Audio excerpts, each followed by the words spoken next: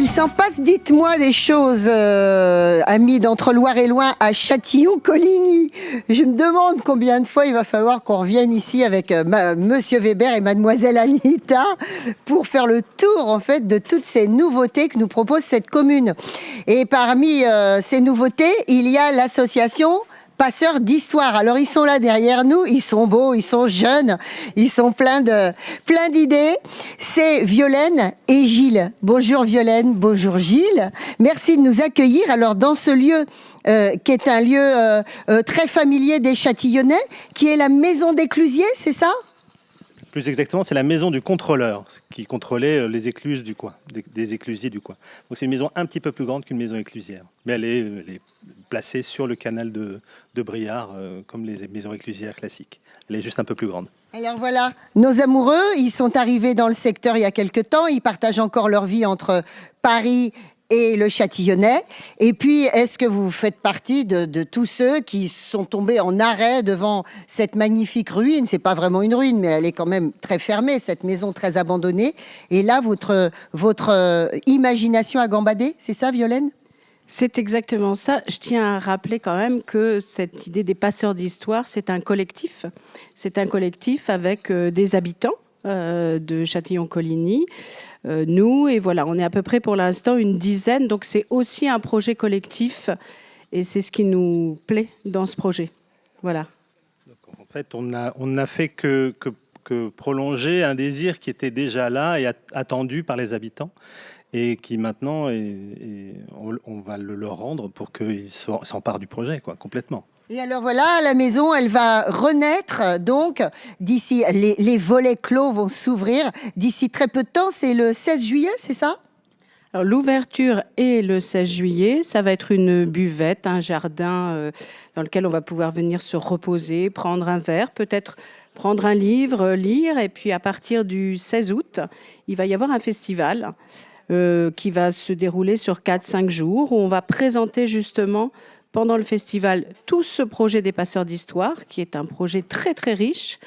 Et puis, il y aura chaque jour, le matin, on va laisser des produits du terroir, les gens s'emparer du jardin. L'après-midi, on démarre avec des siestes littéraires, sous casque ou pas sous casque. L'idée, c'est de faire découvrir des auteurs. Et puis de l'autre côté, les enfants peuvent venir jouer, créer et écouter des contes, des histoires. Et puis ensuite, on arrive à l'apéro lecture. Donc on a des apéros avec des lectures de textes d'auteurs vivants. Et puis ensuite, après, on continue avec des spectacles, des projections en plein air, des projections cinéma, des mappings, voilà. Bon, alors voilà, du coup, il est temps de parler du projet de Passeurs d'Histoire et de cette maison. C'est un projet autour de l'écriture, des écritures.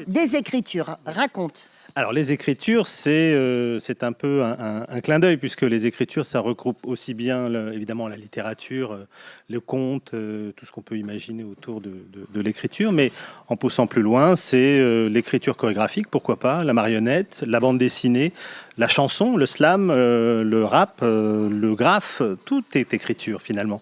Donc, finalement, c'est un lieu qui met en avant toutes les pratiques artistiques pour que les habitants et les passeurs, puisque c'est aussi très très en direction des touristes qui vont passer à vélo tout l'été, on espère, et puis tout au long de l'année sur la Scandie ibérique qui passe devant, de leur proposer des animations culturelles, des moments de formation aux pratiques artistiques, quelles qu'elles soient. Et une halte. Un petit moment de halte et de convivialité avec cette buvette et puis ces possibilités tout d'un coup de pratiquer, de lire, d'écouter, de voir des belles choses et des moments de partage et de convivialité. Alors, il faut quand même reparler un petit peu de l'histoire de cette magnifique maison.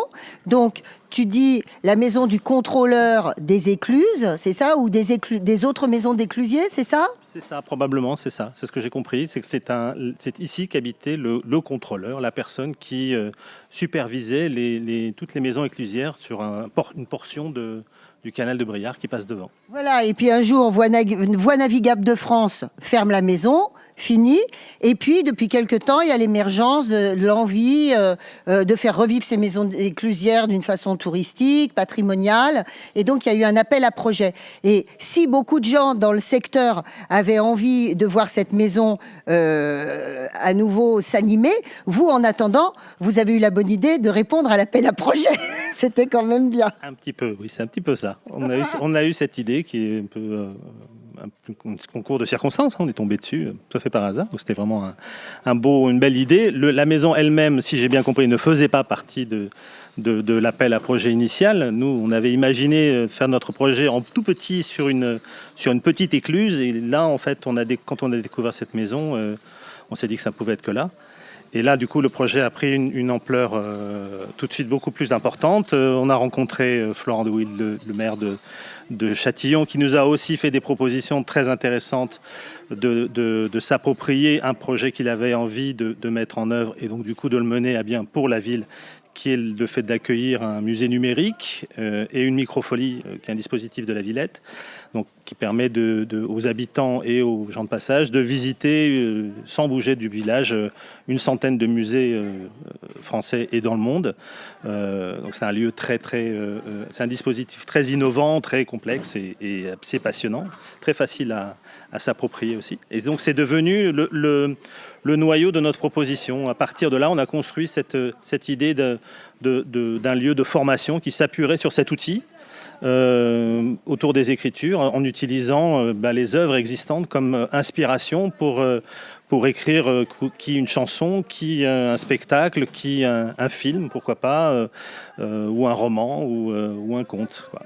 Et puis de là aussi l'idée que cet outil pouvait servir aussi à des auteurs qui viendraient nous rendre visite, rencontrer le territoire, donc des résidences d'auteurs qui seraient hébergés entre 1 et 4 semaines pour créer une œuvre qui serait ensuite restituée dans le jardin l'été suivant. Mais alors, pendant que Gilles nous raconte toutes ces choses très intéressantes et puis alléchantes, soudain, je me dis, mais d'abord, mais qui sont ces gens à qui je passe le micro, hein? Nous parlons à des inconnus. Alors, c'est pas vraiment des inconnus. S'ils sont si sensibles à l'art, c'est qu'en fait, ils travaillent dans le domaine de l'art. Alors, Violaine, que fais-tu? Alors, je dirige une compagnie de théâtre olfactif qui s'appelle Le Tir et la Lyre, qui était autrefois, il y a encore 4 ans, basée en Île-de-France et que j'ai choisi justement de déplacer dans le Loiret, à Sainte-Geneviève-des-Bois. Et depuis, voilà, je cherche à m'implanter sur ce territoire et en même temps de continuer, bien évidemment, à bouger partout parce que ce qui nous intéresse aussi, c'est l'ancrage et la mobilité. Alors, c'est quoi le théâtre olfactif? Parce que tu dis ça d'un air très dégagé. Je fais du théâtre olfactif. Alors, nous, on veut en savoir plus quand même. C'est questionner le monde, interroger le monde, mais par le biais de l'odorat. C'est-à-dire qu'on sait bien qu'aujourd'hui, c'est la vue qui prime. Et moi, je choisis de regarder le monde à travers l'odorat et les odeurs, donc agréables ou désagréables. Donc, comme spectacle, par exemple, un des derniers spectacles était La Bête, qui est une adaptation théâtrale et olfactive de La Belle et la Bête, avec une bête qu'on ne voit pas, mais qu'on sent et qu'on entend. Et puis là, le projet qui est sur le territoire et qui se développe, c'est les contes olfactifs. Donc, l'envie, c'est de faire découvrir des cultures du monde entier par les odeurs, par le texte et par le son. Donc, d'immerger quelque part le spectateur dans un ailleurs, sans avoir besoin forcément d'aller prendre un billet d'avion. Mais on sait bien, et vous le savez comme moi, quand on voyage, ce qui arrive tout de suite quand on sort de l'aéroport, c'est les odeurs d'un pays. Et voilà, d'essayer de revisiter comme ça toute la culture et les valeurs par les odeurs de chacun des pays. On m'a dit qu'il y aurait des lectures olfactives ici. Oui, il y aura des siestes olfactives, c'est-à-dire avec des textes. Et voilà, le casque, les yeux bandés sûrement, et puis des passages d'odeurs comme ça, sous votre nez. Il y aura aussi des ateliers sensoriels pour les enfants. On imagine un jardin des senteurs. On aimerait beaucoup que ce jardin sente. Mais voilà, on peut aller de l'armoise. Il y a la rose, bien sûr, mais il y a d'autres, comme la plante à fromage, la plante à huîtres, faire découvrir la nature et en tout cas, venir la respirer et la sentir. Parce que sentir, c'est respirer.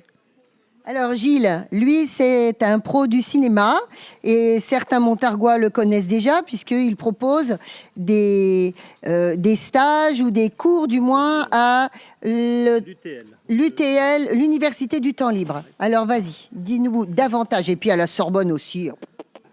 Oui, un petit peu. J'enseigne le cinéma depuis une vingtaine d'années. C'est pas mon activité principale, mais c'est une activité que j'aime bien parce qu'elle questionne beaucoup ma pratique par ailleurs de réalisation. Donc j'enseigne effectivement à la Sorbonne et à Paris pour des adultes en reconversion. Et puis ici, depuis septembre dernier, à l'UTL, l'Université du Temps Libre, un atelier d'écriture autour du scénario. Voilà, penser le scénario. Aussi. Et puis j'interviens aussi avec Cyclique ponctuellement, alors là, dans les collèges, les médiathèques. Voilà. Donc petit à petit, je transfère un peu mes activités d'enseignement sur le territoire du centre, quoi, la région centre. Oui, mais à côté de ça, tu n'es pas qu'enseignant, donc tu dis que tu as une pratique. C'est quoi ta pratique? Alors, je suis producteur et réalisateur de films avec une spécialité, c'est ce qu'on appelle les films immersifs ou les films formats spéciaux qui sont destinés aux musées, à des espaces non dédiés a priori. Donc La géode, t'as fait? Non, la géode, si, ça pourrait. Ça peut aller jusque-là, mais moi, c'est plutôt des installations. Donc, plutôt, j'en citais des lumières, choses comme ça. Ah oui, t'as fait ça. Voilà, je fais des choses un peu sur des sites patrimoniaux, beaucoup. Donc, le patrimoine est une chose qui m'intéresse. L'histoire et le patrimoine, c'est quelque chose qui m'intéresse beaucoup. Bon, alors, c'est bien. On va redonner des dates clés. Le 16 juillet. C'est le démarrage du Festival des Insensés que vous connaissez sans doute parce qu'il a quelques années, même s'il reprend, je crois. Non, il avait eu lieu là. Non, hein? Il n'a pas eu lieu l'année dernière. Il n'a pas eu lieu. Donc voilà. Donc c'est le Festival des Insensés qui va démarrer là. Donc déjà, ça y est, tous les liens sont en place ici. Vous disiez que vous étiez une trentaine ou une quarantaine, hein? Alors oui, ça commence à se fédérer. Donc il y a effectivement des compagnies. Il y a une compagnie de théâtre qui fait partie du projet, mais il y a aussi la galerie IF, donc tout un tissu associatif très présent sur le Châtillonnais qui est dans le projet que nous développons et qui donne aussi sa richesse sur tous les arts, quoi. Et puis les Insensés avec qui on est très proche puisque bah, ils ont proposé de démarrer ici, ce qui nous donne aussi un petit coup de phare sur notre projet. Donc en gros, ça démarre le 16 juillet. Paf, on a le Festival des Insensés, on a une buvette là, vous venez au jardin, vous détendre, il y aura sûrement un spectacle. C'est une surprise. Et puis ensuite, la buvette. Voilà, la buvette continue du 16 juillet jusqu'au 16 août. Nous, on continue à aménager le jardin, donc on invite aussi. L'idée, c'est vraiment que les gens s'approprient ce lieu-là. Venez planter, venez clouter, venez écouter des textes, venez répéter. Parce que moi, j'ai besoin de lecteurs, par exemple. Donc, venez répéter avec moi pour qu'on monte une petite troupe. Ah oui, très bien. Une petite troupe des lecteurs. Et puis, à partir du 16, donc le 16, on présente le projet. 16 août. Le projet est présenté. Il y a la diffusion d'un documentaire. Et ensuite, on a 4 jours qui se déclinent sur des thématiques. Donc, le premier jour est de branche en branche, c'est autour de l'arbre. Le deuxième jour, c'est autour de mobilité, immobilité. Le troisième jour, c'est autour des sens. Et le quatrième, c'est vers un ailleurs. D'autres mondes sont-ils possibles? C'est beau ça, hein? Bon, voilà. Et puis un jour, on ouvrira la porte et puis on aura balayé, puis on découvrira les 3 niveaux, etc. Et plein d'autres projets. Merci Gilles, merci Violaine, merci on a hâte. Bah, nous aussi. Nous aussi, on a hâte.